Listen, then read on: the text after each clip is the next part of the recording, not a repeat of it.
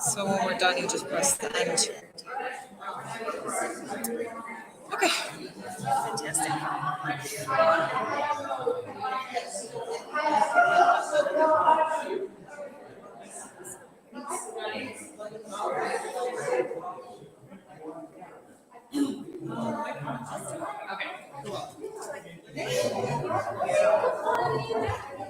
Yeah, whatever it is.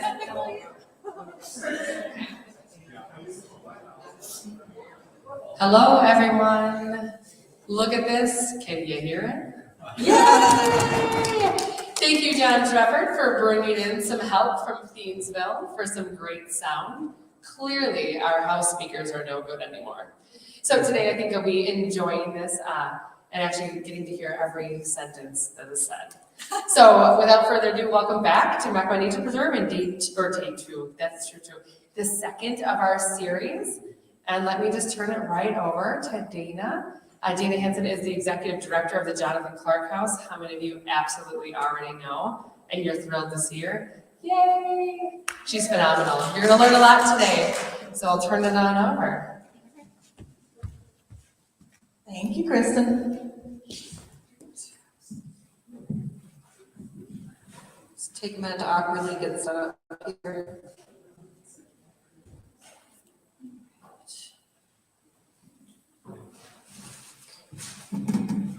All right, well, again, welcome everybody. I am so glad to see all of you here. How does that sound? Good? Great.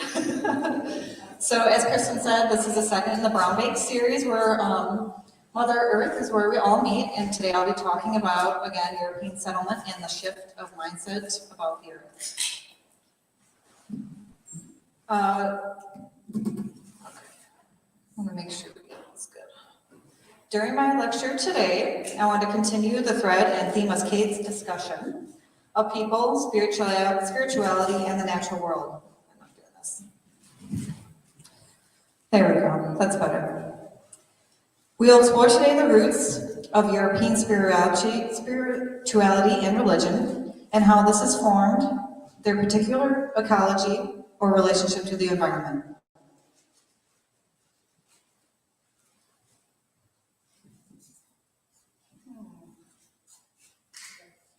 There we go. You gonna change again? Staying where you're at? Okay. Many of us, I think, have pictures in our head when thinking about American environmental history, such as how we have been well known over time to overtake. In other words, hunting an animal to the point of extinction, deforestation. Go figure, look at this. What an awesome problem to have. How does this sound? Is that better? Too loud? Too loud. How about here? Better. Okay. Wow, it's so good. Now that's a nice problem to have, right? Okay. So deforestation and an approach to agriculture that overtakes and injures the resources of the land. One could argue that early settlement has attempted to overall impose order, to treat what is reaped or simply taken as a commodity, something with monetary value, something that is a thing, rather than something living or conscious like us. We have gone so far as to sell wilderness as a product for consumption, packaged as a national park, and even Alaskan cruises. I have to say a note on that. I have done that. It was amazing. I recommend it to anybody. But where does this mindset come from? In the case of the indigenous peoples that were here before us, their spirituality informed them how they related to the land and saw themselves in the world.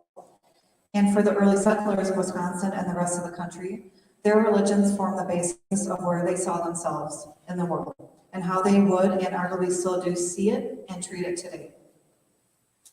I want to talk and discuss with you today a more critical look and later a more nuanced approach to the religion we brought with us and how we apply this to our world, rounded out through firsthand accounts and interpretations specific to Wisconsin. Rather than taking on the whole culture and ecology of of the environmental history of our whole country. I want to interpret the European mindset and shift of the mindset about the earth to our specific region, with the importance of agriculture highlighted within our shared heritage here in Wisconsin. So, to begin, there's kind of a three-part to this presentation I have for you guys today. First, we'll be talking about, as you can see up here, Abrahamic religions, creation, the environment, and our relationship with the earth. Masters or stewards? So, are we masters or stewards? All three Abrahamic religions, Judaism, Christianity, and Islam, are monotheistic and teach that the world was created by God out of nothing. While it is distinct from God, the creation is filled with God's presence. Human beings have taken a place within creation according to these religions and a special relationship with the Creator. Within the tradition of Western Christianity, nature is presented as soulless, ranks people as superior to nature and more godlike because we have souls, and claims that God made nature for our sake. The spirit is in the Creator and by proxy us, versus assuming the spirit in nature, which would be idolatrous. Plowing, harvesting, chopping trees, butchering pigs, man and nature are two things, and man is master. The settler relationship to the soil, the adoption of agriculture and its relative technological developments, and the subsequent change to the landscape directly reflects the Christian ideology of being masters of nature. What people do about their ecology, in other words, our relationship or how we interact with the physical world, depends on what they think about themselves in relation to the things around them. Human ecology is deeply conditioned by beliefs about our nature and our destiny. That is, by religious beliefs and how they may define our nature and destiny in relation to the world around us. The victory of Christianity over paganism was the greatest psychic revolution in the history of our culture. Our daily habits, for example, are dominated by an implicit faith in perpetual progress and our ability to shape the natural world as a thing, as is our right as God's children, versus living in harmony with the whims and changes of the environment that has its own agency and can perform its own will. Many of our early Christian settlers have held a faith in their right to opportunity, freedom, a specialness as Christians, or rather a righteousness, thus a right to ownership and lastly progress. These are the values that our ancestors carried with them here, implemented when they saw what they thought to be an unmastered landscape and thus unowned, and finally instilled in this country or in this culture of our society and country. Our identity as Americans and our right to master the land and nature is directly built upon this foundation, and is why I would argue that much of our surrounding environment and landscape is as it is today. That said, as Americans, I think we can all say that we have a dual identity when we speak of the value of nature and the environment. There is a strong dichotomy to this relationship in national philosophy, in that many of us see ourselves as stewards to our natural and beautiful country in regards to the pride we carry towards our state and national parks. Americans do value nature, but overall, I believe that these values are often at odds with one another, that many in the master camp would be happy to take advantage of these resources, and many that just as strongly feel that it is our charge or responsibility to protect nature. Continuing with this line of thinking, could we also argue that whether we are masters, stewards, or both, aren't they both still Christian in belief and approach? i.e., they both suggest that we are in charge of the natural world, that it is our special right to choose one or the other versus a spirituality that respects nature as an equal. That the landscape, the environment, and humans are connected and affect one another equally. With these questions in mind, let us explore more fully the settlers of Wisconsin and how they related to the land, and later our special role as stewards. All right, we always want to have fun maps in a presentation, right? So I put a couple in here just so we can get an idea, especially, I thought these were really great at pointing out Ozaukee County here, and it is pertinent to what I'm talking to today. So the map on the left shows the saturation of Germans that came over to our area of Wisconsin, and that's in the Maine from the northwest region. And they would have brought their particular kind of religions with them that I'm talking about today. And then you can also see on the right how the emergence of commercial crops have grown over time in Wisconsin, with the 1850s and the Ozark County being hay, and then up to the 1880s, where it was peas. So, I wanted next to put us in the mindset of an early settler here in Wisconsin and give you a better understanding of how their view of the environment and their livelihood of farming and how they lived on the land was deeply tied to their religion and thus culture.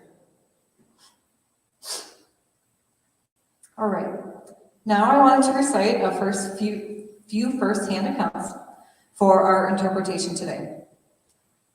Concerning his life in the 19th century, Henry Plonin recounts that we enjoy the world around us, the well-kept farms, the colorful checkerboard fields of red grain, the just tasseling corn and the lush pink clover, millions of little blue flowers trembling in the breeze like tiny waves on the sea.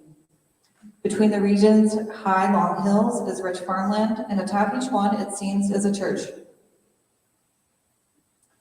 Ole Munkrader, who lived from 1815 to 1895, writes that naturally, many have immigrated here who are totally unfit for the strenuous life, which demands so much energy, common sense, and endurance if one is to succeed. It is equally true that many have made a mistake in buying or claiming land before they had either the necessary understanding or means to proceed with its cultivation. Some complain that the thunderstorms and other natural phenomena here are so violent that the uninitiated become thoroughly alarmed. It is true that the thunder rumbles with great majesty here, and that the lightning flashes across the heavens in a particularly lively fashion when a storm is given free rein, and that happens often. A letter from a family in Manitowoc, 1847. My dear wife planted the garden. I have seeded a tract with corn and beans, and God willing, shall plant potatoes and sow corn and oats this week. With Fred and Carl, I am now busy building a fence around the cleared land, which will be finished tomorrow, and whose purpose is to keep swine and other animals off the land. I do not regret that I am here, because I am convinced, humanly speaking, that my future will brighten, although my children will have the real benefit of it. In considering these accounts of early Wisconsin settlers, there are several points in regards to our discussion to highlight. Mr. Blonin's memory of his farm is full of bounty and beauty. While natural, this bountiful beauty has been made ripe by the order and control imposed by the farmers there, and enhanced by the sight of the church dotting and remaking the landscape.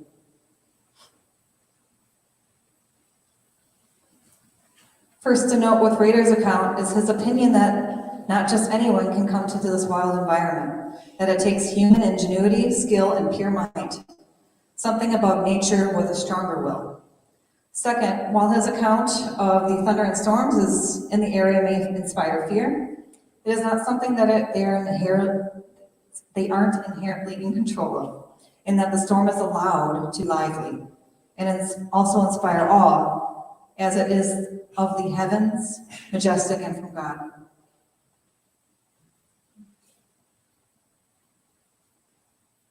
In the final letter, their ability to shape and master their land as God's children is directly referenced here, as well as a faith in their human perpetual progress. All right. Now, as a bookend to the presentation, I wanted to talk to you about something called the Two Books Theology.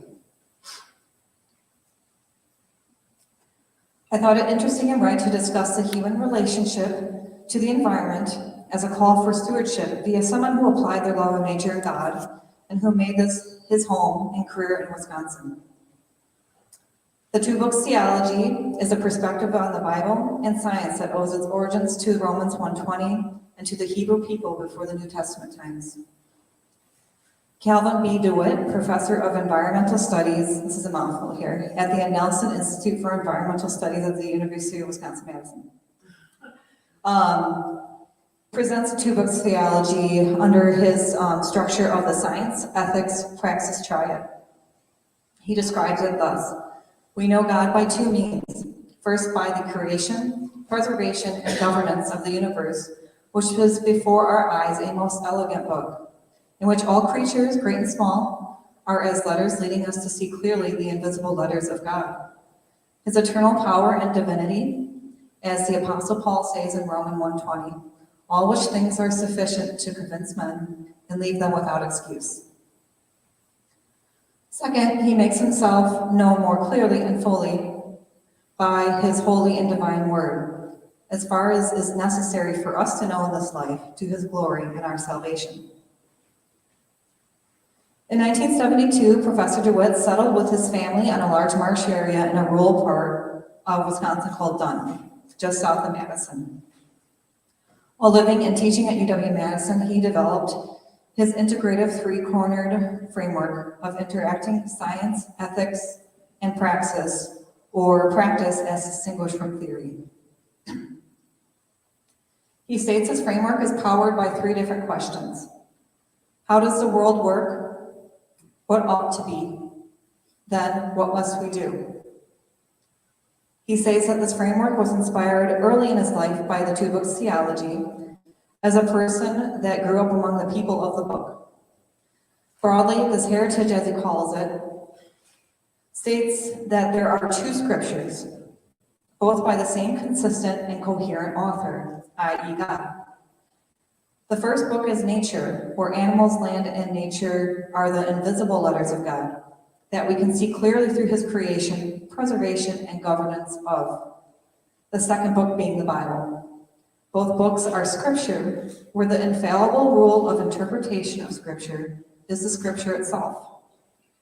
He further states that both books must be read coherently, within each and between each, where it brings one to understand that both books are to be read non-consumptively, without destroying their testimony. What happens when both books are taken seriously? DeWitt says, for me it is generation of inspiration and passion for publishing integrity and wholeness in life and landscape. Coherent reading within and between the books is a fine foundation from which right living, worship, and stewardship are fostered in the biblical tradition. This is one of the great gifts of the Judeo-Christian heritage offered freely to all humanity. DeWitt's theory reflects a larger American or even regional history, one where the Protestant, Lutheran, and Reformed religions of our early settlers is in focus, one that is a literal and or personal interpretation of Scripture, either invisible or written on paper. He combines these two books to interpret a new American way of thinking that is evident in our culture today through conservationists, environmentalists, and organizations that aim to restore what was originally written. Overall, it is a call to stewardship with roots in Christianity that still places us in between God and nature, but expresses a desire to respect nature as we would God, as it is his creation and his word. This theory finds itself somewhere in between master and steward, where we are still held above nature or as its master, but respect it and care for it as stewards, as we interpret his word as his word.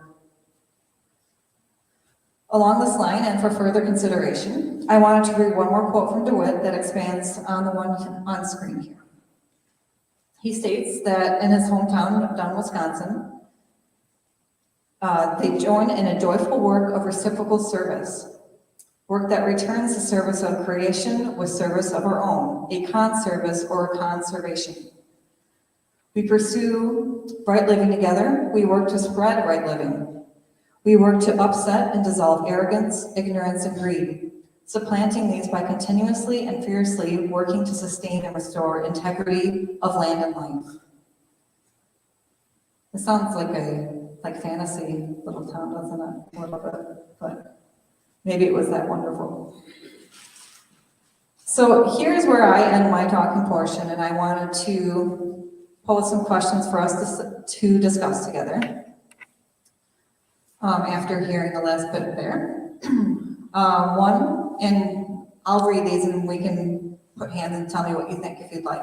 What do you think about how DeWitt interprets the human responsibility of conservation? How do you think this theory has possibly grown in our society to what it is now? Is it still Christian in subtext? Does that matter? Does this change how you think about restoring the land to its natural state?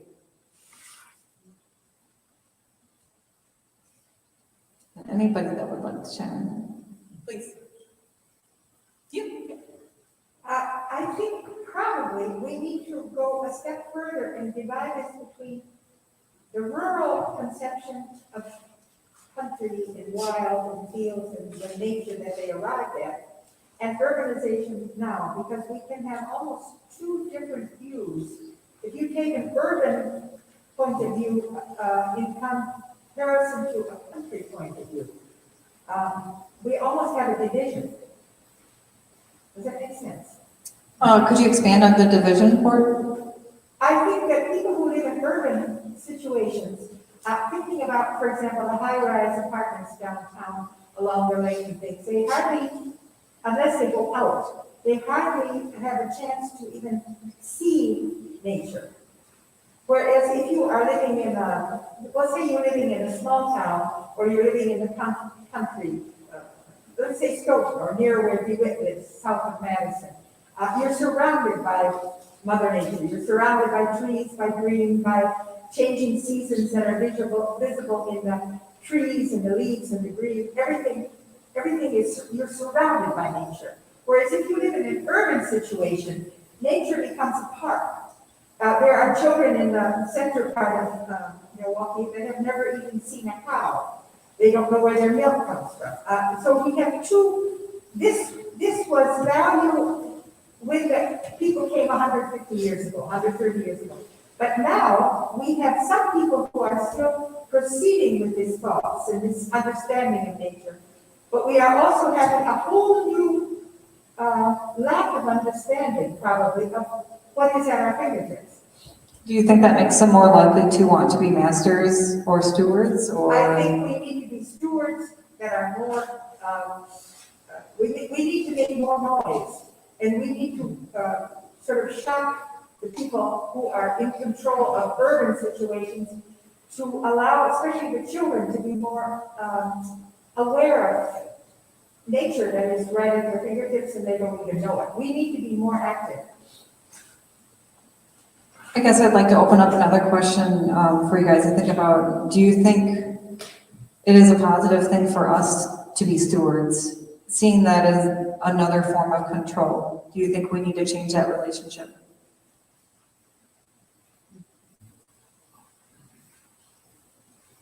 These are good ones. I don't want to answer any of them. You can answer.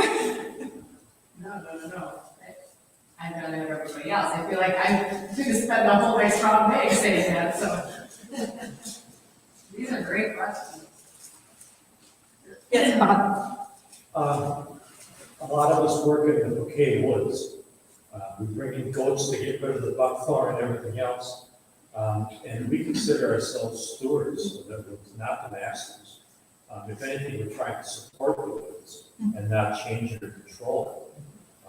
And maybe that's not said correctly, but we clearly see ourselves as the stewards and not the masters of what's to come in that forest. We're just trying to give it a chance to be itself. Yes. Well, if you take it from the indigenous point of view, the goats, the pigs, the cows, the sheep are invasive species. Those animals aren't from here. When you look at the issues we're having with the wildfires out west, there's this ideology that the indigenous didn't take care of the woods. We didn't have fires like that in the past because they were regularly going out and clearing the underbrush and taking care of the land. so that those things wouldn't happen.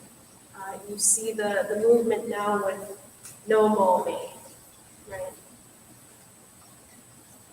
While it is a step in the right direction, could it be argued that as stewards, do we try to put the land as much as we can back into the state it was prior to being altered and then leave it be so it can heal itself?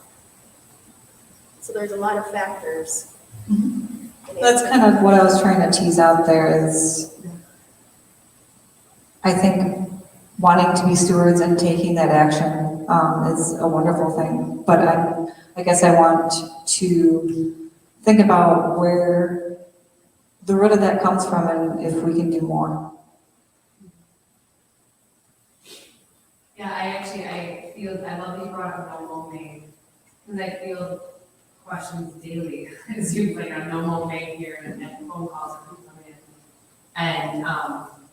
And you're right, you're so spot on. So a lot of the time, the first question I ask is, do you have dandelions? And sometimes I literally have gotten the answer no. And then my answer is, well, then don't worry about no mow May, you don't have anything they need anyways. You know? So, I mean, that's the truth. So, but to your point, you're right.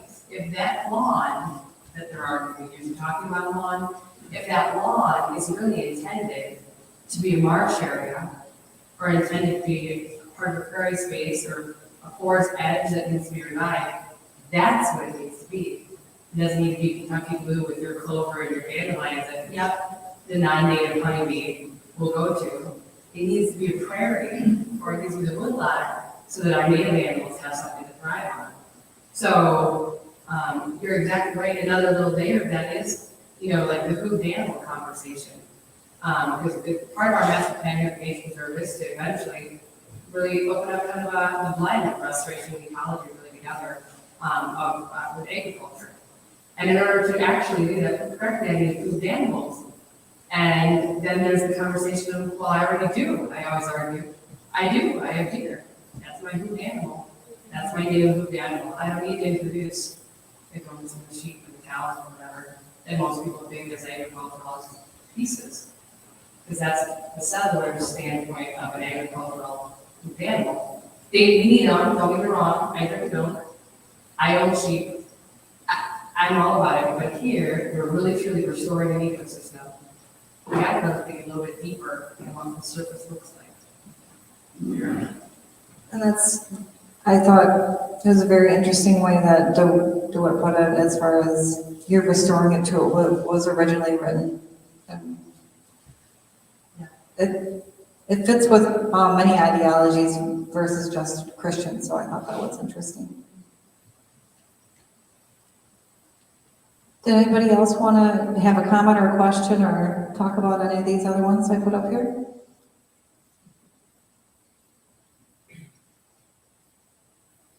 Yes, Bob. Is there a need to have two books? Or is one book enough? When I heard your presentation, it sounded as though you worked with that first book, with Spirit.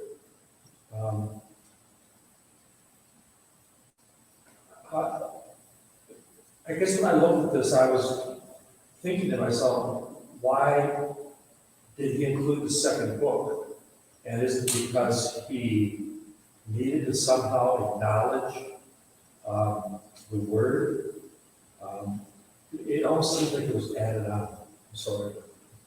Possibly. I think he was trying to make it relatable for possibly other Christians or people that have grown up in that type of atmosphere. That you don't see nature apart, but it is something else that's also written by God. If that makes sense. Written in another way, or as he says here, invisible letters of God.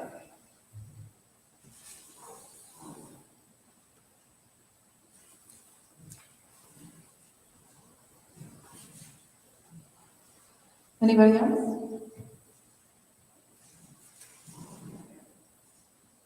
Very deep question, It's good. It's really good. If this is something anybody else wants to think about or comment about later, I will post it in, you can always email me, and I'll post it to social media. So I had to step out for a second, so I'm so sorry for this, I missed it. Did you make comments about, just the mindset of how we all set up our homesteads and our yards, and how some of that was even shaped based upon fear, right? They wanted to clear land so that they could see. I touched on that lightly, but I mean, it's sort of like implied, but yeah, that's definitely another form, like the homestead, the way, we have lawns and everything that is modern today, it's a form of control. I also see it as like it's a way that makes us feel better, like we feel better when things are tidy. Right. So I know I'm that way, but I don't care so much about my lawn. I definitely can't. I feel like I'm an OCD person, but an environmentalist. It's really an oxymoron sometimes. It's really hard. I think people like to feel in control, and this is a way that they can express that.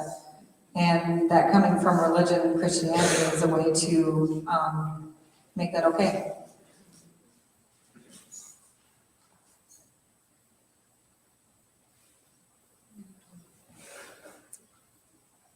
Okay, well, I'm gonna end the presentation, and we can all mill around and talk as long as you'd like, or for the next half an hour or so. And I hope you all enjoyed your lunch and the presentation. Thank you so much for coming, and I hope you join us 1 month from now. What's the exact date, Kristen? Oh my gosh. I think I'm 18. I think it's 18. I better remember what I was thinking, eh? Oh, 15? I'll find out. Yep, it's the 15th. It's the 15th. Right, June 15th, same time, same place again. Yes, So, same good sound. yes, same good time. Thank you, Dana. No, thank you.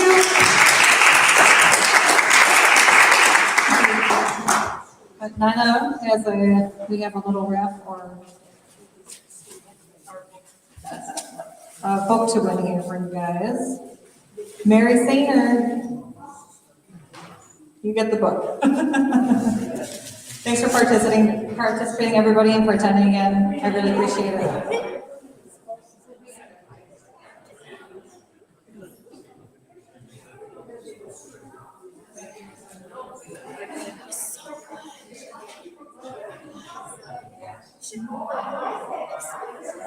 Yeah, I was thinking I would like to do it. I was thinking right here that.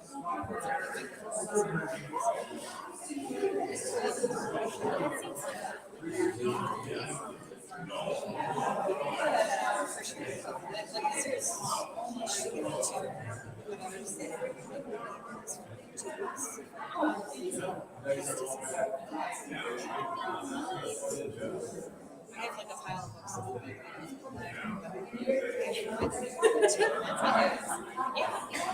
If somehow an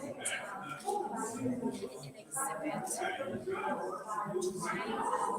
tie one of these things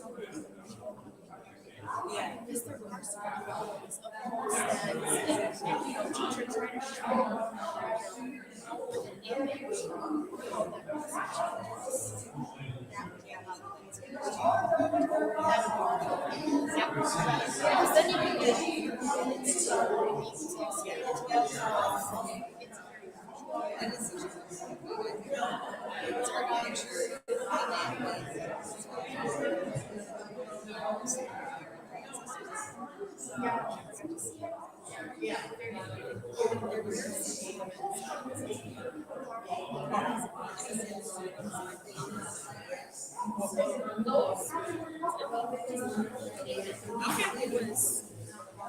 That's fun.